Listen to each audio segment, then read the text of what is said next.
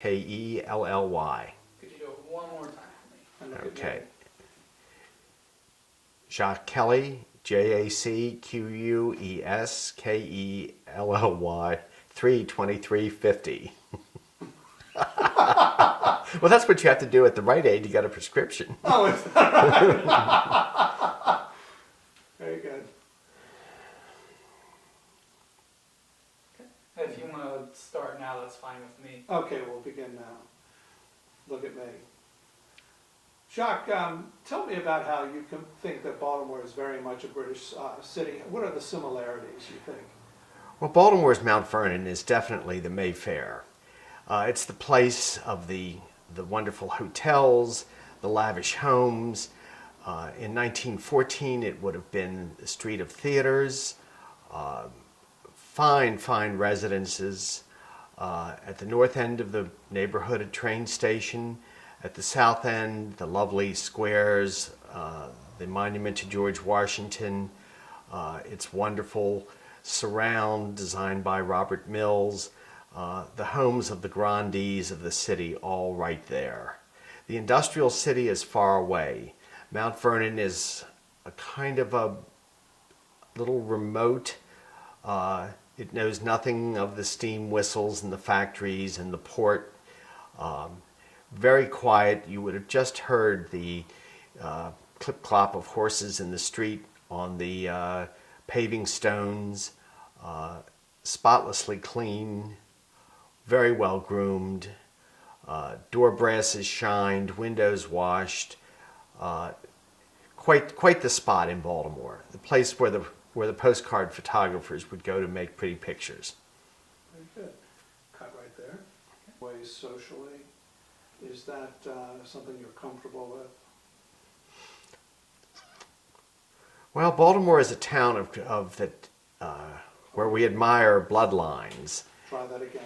Pick it up from there. Okay, Baltimore is a town where we admire bloodlines, and certainly in the early 20th century, the social column of the Sun and the Old News and American was read as intensely as the news columns. Even people who were not in the social register would read of the doings of Mrs. So-and-so and who was at tea and who was off to Bar Harbor and who was off to Florida. These were given a great deal of attention in newspapers. In Baltimore, I have worked in papers for almost 40 years and remember the great society editors of the day, and remember even my own parents reading the social notes. We respected it.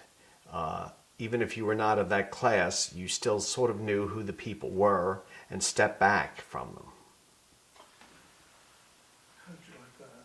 This is eye contact good and all? Mm-hmm. I love some of these. These are great lines. Okay. About the sporting life, Jacques, horses, racing, and so forth, can you make a sentence or two comment about that too, how that was similar to that, how Baltimoreans were, back in the day then, real followers of the turf, much like the British? Sure. The fall and the spring social season focused around the racing card at Pimlico. It was a 2-week meet generally. It was not extended as it is today. And people gathered at Old Hilltop, quite a mix of people, but of course the boxes were more or less owned by certain families who had their places there, their racing silks, their own horses, and the hotels would see an upsurge in business at that time. Very colorful. In other times of the year, very much like the English fair system, we had the little tracks, the half-milers. It was almost like an English country fair where there would be racing in the outlying counties. Also, Baltimore adored its timber races, its point-to-point steeplechasing, very much the top of the social season in the spring. Mention a couple of locations to you, and I just want you to Okay. describe to me what, who would have lived there and how you would describe them position-wise within that beautiful, beautiful imagery you've given us of Mount Vernon. So here we go. I want you to talk about Jacques, who would have lived at the Brexton or the Earl Court Apartments or on Biddle Street. How would you define that in relation to Mount Vernon? Well, you often have neighborhoods. The neighborhoods were integrated by socially. Some, if you wanted to say a smaller place, or maybe you were a widow, or just did not have the financial fortitude to take on a big 4-floor city house, the neighborhood afforded you marvelous secondary housing, and very proper, very good. And in 1914, the apartment houses were coming on strong. Maybe we borrowed the apartment from the French. I've heard that. But builders and architects were turning them out so that you could have a flat of your own, maybe 7 or 8 rooms for the winter, and then go to your summer house, close it down, put white sheets over the furniture, and leave, and come back after the heat had dropped somewhat in September. Biddle Street, Preston, the northern streets of the neighborhood were quite good socially. The houses just were not quite as big as those facing the Washington Monument on the square or along St. Paul and Charles. That's going to be beautiful because we have that footage. We got entry into the house on Biddle Street. Mhm. It's all cut out, now into some little apartments, so that'll be good. Jacques, I know that this is a very broad question, but I'm just curious, and again, we may use this. What is your impression of Wallace Warfield? I mean, as a Baltimorean, just tell me what you know, what your thoughts are, what your parents may have thought of her, that kind of thing. It could be positive, negative, just the whole idea, sort of something lighthearted. I think Wallace cast a very long shadow. She was the subject of, in the 50s, I recall, the magazine spreads. People were still enthralled by her clothing, her jewels, her way of sweeping in, her entourage. She was a celebrity with so much dignity and Okay, that's all right. That's yeah, all right. I Let's think. pick it up. Now, let me just talk Okay. a little more on this. I'm trying to think, Scott, of the type of I don't want to say she commanded a respect similar. I think she was perhaps supplanted by Jacqueline Kennedy, but she nothing was said against her. Her appearance at a party ensured enormous attendance. You had to see what she was wearing. Her lipstick was copied. Her nail polish was copied. My Aunt Cora always wore Windsor. I love that. Pick that up again. What is Windsor? Is that a nail polish? I think that she endorsed it. Okay. It was a wonderful dusty rose. So it's a lipstick or? No, it probably was lipstick. It was definitely a nail polish. Pick that up again. My Aunt Rose. I mean, my Aunt Cora always wore Windsor nail polish. It was named after her, the Duchess of Windsor. It was a beautiful shade of dusty rose. So when she endorsed a product, people sat up and took notice. Especially Baltimoreans. Okay. Very good. I think Windsor was more than Baltimore, Scott. I really do. I think it Windsor was more than. I mean, I think Windsor was a national brand. I mean, I think I'm it sorry. was very. No, I was just saying yeah. that, Baltimoreans Yes. saw A lot of Baltimoreans would mimic her dress, or Yes. probably do, because she was the girl from the city. Yes. Could you? I think don't- she. I mean. Can I talk a little more? Sure, yeah, go ahead. I think as much as she was the girl from Baltimore, she was the girl who had made it from Baltimore. Try that again. As much as she was the girl from Baltimore, she was the girl who had made it from Baltimore, and she made it enormously. And I think people smiled a bit when they saw her because they knew she had taken chances and she was daring and she had pulled it off. Isn't that wonderful? Okay. We know about, and you may not know, maybe you do, but I'd also like for you to say Betsy Patterson, the Carroll daughters. Do you know that? Do you know what I'm talking Sure, about? sure. Of So course. if you could almost do, if you Let me just think of that one. Let Yeah. me just figure that I one like your out. pants, by the way.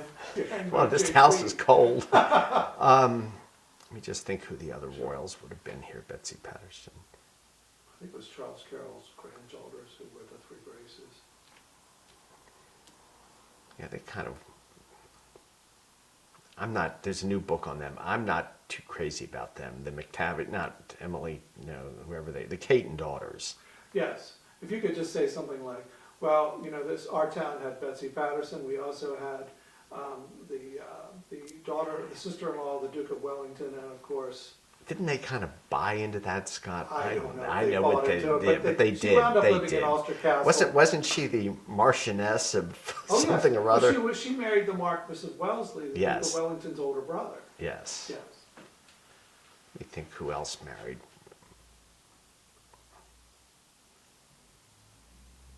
All right, well, let me go on. Okay. So again, the whole idea is the evolution of this town has produced so many, you know, girls who have done well, and then you go to Wallace, you know. Okay.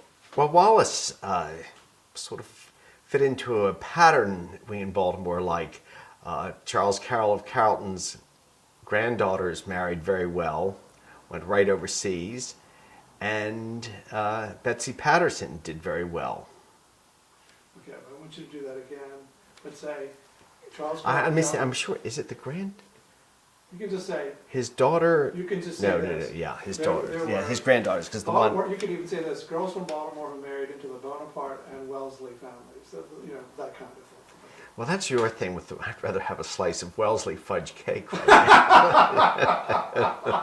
Okay. You don't know what it is. I have I no don't really idea. know what it is. I haven't had it in 40 years. It used to Okay. be sold in Baltimore. I wonder if it came from that, if that Could was be, the I thing of don't it know. is. Also, the lady. Tastes Oh my God, worth killing for. Looking at you. So Baltimore produced. All right. You know. Well, let me think now. Well, Wallace actually followed in a bit of a tradition of marrying very well. Charles Carroll of Carrollton's granddaughters went right overseas and married into the finest families of England. And then Betsy Patterson comes along and marries Napoleon's brother. Okay. Well, now that was annulled, but the It marriage still did. happened. It It's a still story. It happened. happened, and Yes. They had the child. And of That's course, right. They had the child. It was belonged to- consummated. That's right. Yeah. Okay. It was Napoleon who had it annulled by the Pope and gave her a big payoff. And then she died, supposedly not with a lot of friends on Cathedral Street, and she's buried at Greenmount Cemetery. With a lot of money. Yes, yeah, I think she's pretty good with that. Yeah. Yeah.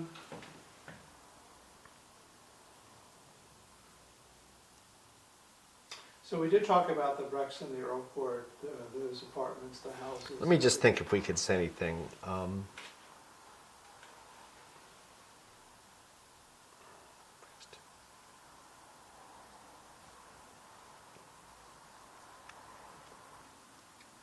Well, I mean, Let me ask it's you. yeah. I know. I mean, the Brexton, of course, was an older building. Yes. The Earl Court would have been kind of stylish. I mean, that would have been like you had moved into one of the apartments in the Harbor East, you know, one of the new buildings. And the same with the Preston.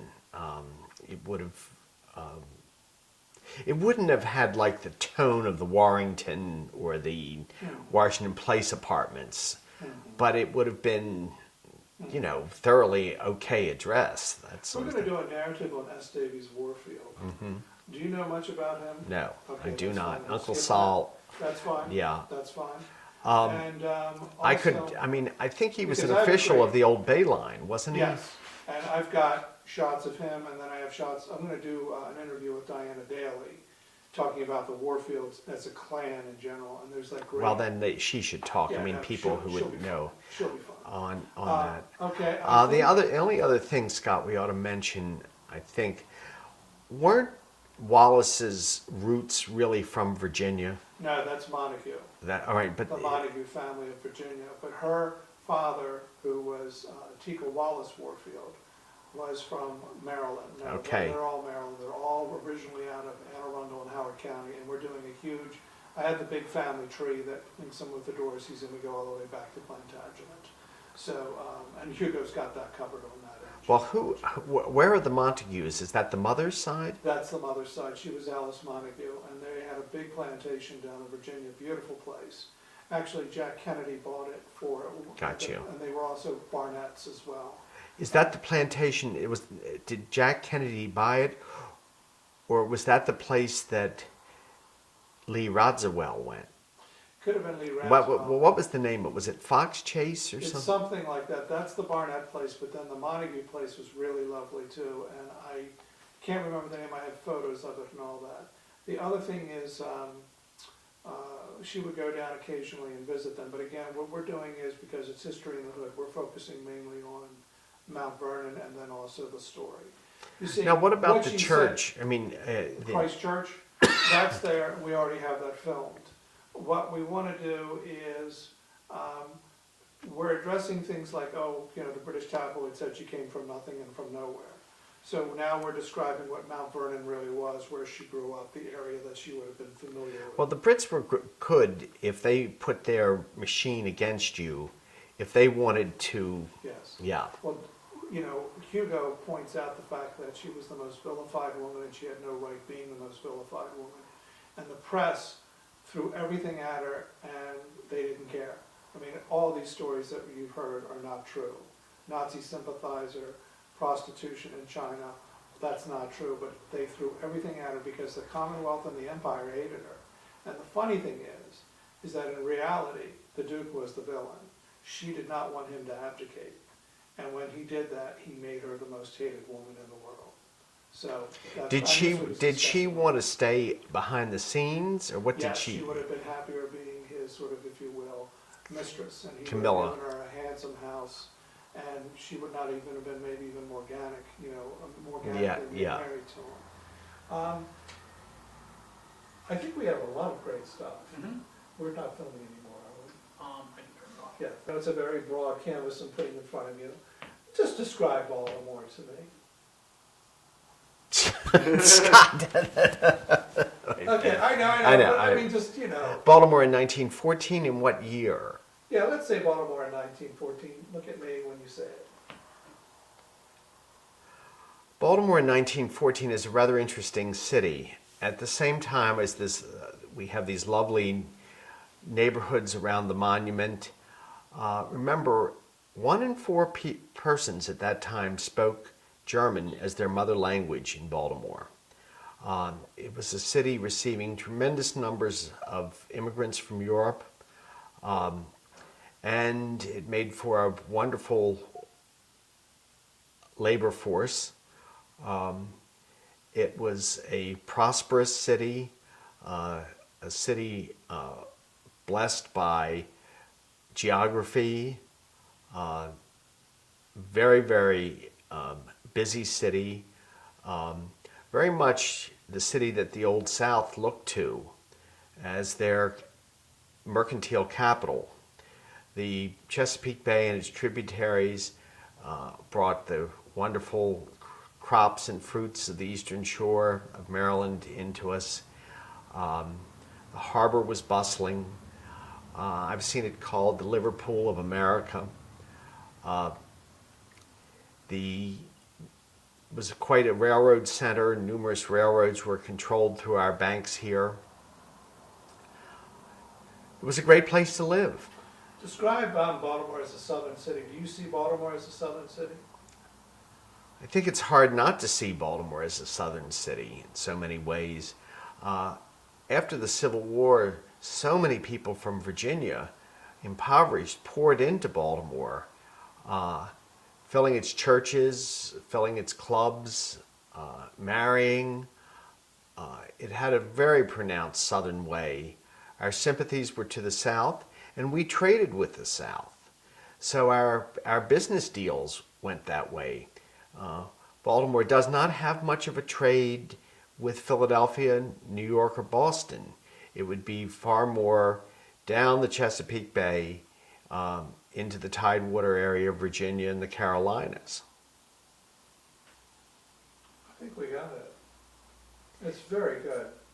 No, it's totally Baltimore. The trade all went south, Scott. Oh, I know. I know mean, that. it did. I know that. Yeah, I mean, I'm because getting you to say that. yeah, I can't sure. say it. Because But I know that like Baltimore Philadelphia would send its tentacles out through Pennsylvania. Yes. Yeah. Yeah, and just the whole idea that truly, I was always told that Baltimore was also a banking center for the South. It is. And also A for railroad, believe it or not, railroads, the Florida East Coast Line, are one of them. The Seaboard Airline controlled through here. I think the Warfields had a big chunk of that. Yes, they did. The Emma Giles and all that. Are you talking about that? I'm sorry, I didn't hear what you just said. No. The Seaboard Airline. Oh, no, they did. Yeah, Oh, no. through the rail. I mean, there were Yeah. there were railroads that you do not think about that were controlled. Yes. Wasn't the Seaboard owned by the Walters family? Yes. Yes. Yes. Number Or the of Seaboard, or Warfields- one of them. Or Warfields there's a was couple an of them. executive with Yes, them. the Yes. Seaboard.